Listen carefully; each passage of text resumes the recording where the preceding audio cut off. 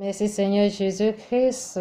En ce matin, tu nous invites de venir dans les versets bibliques qui nous ont été donnés dans la première lecture de la deuxième lettre de Saint Paul, apôtre aux Corinthiens. Celui qui n'a pas connu le Père Dieu l'a pour nous identifié. Celui qui n'a pas connu le Père, celui qui n'a pas connu le péché, Dieu l'a identifié. Celui qui n'a pas connu le péché, Dieu l'a pour nous identifié. Celui qui n'a pas connu le péché, Dieu l'a pour nous identifié. Celui qui n'a pas connu le péché, Jésus-Christ. Dieu l'a pour nous identifié.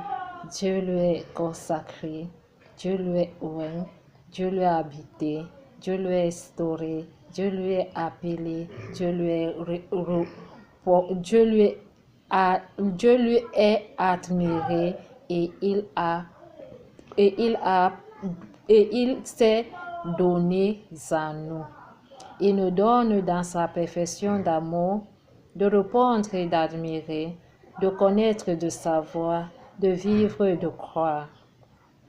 En lui, dans cette espérance de sagesse, il est temps pour toujours à rendre grâce à plus de tant de fois de se donner sa vie pour ceux dont il s'aime.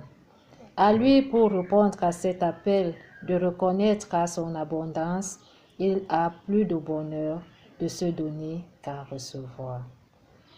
À lui, dans la performance de cette sagesse, il s'est livré pour nous donner la vie. Il n'a pas répondu à l'appel qui était dans les ténèbres, mais il a luisé les ténèbres pour donner le pardon.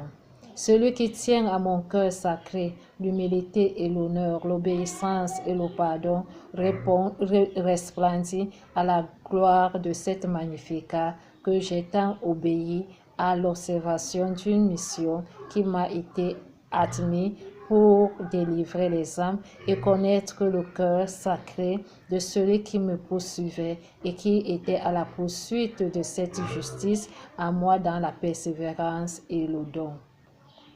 Il me révèle en toute sagesse de vous admirer pour mieux servir et connaître le péché. Je pleure au cœur de cette sagesse que je ne parviens pas à me donner sur la terre, ni dans les cieux, quels qu'en soient les milieux que je marche aujourd'hui. Je reviens pour répondre à l'appel pour que les âmes se